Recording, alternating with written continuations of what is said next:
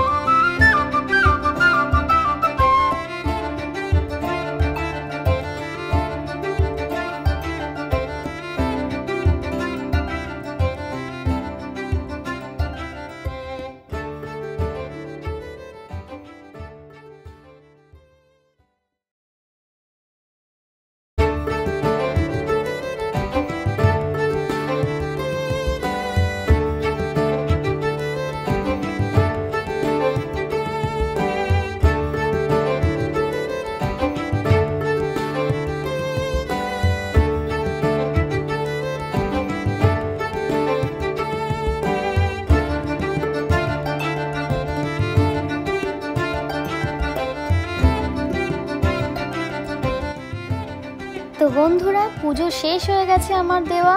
পুজো complete করে আমি বাইরে যাব। এখন আমার পেয়েছে মারাত্মক খিদে। দেখতে পাচ্ছ, জুতো আমি রেখেছি একদম লঞ্চঘাটের সামনে, আর আমি এতটা পথ খালি পায়ে হেঁটে হেঁটে এসেছি।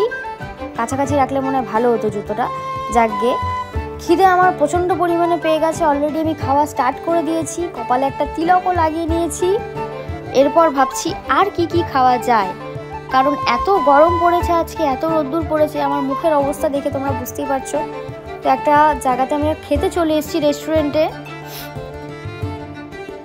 এরপর খাওয়া দাওয়া শেষ করে আমার ব্লগটা এখানেই শেষ করলাম।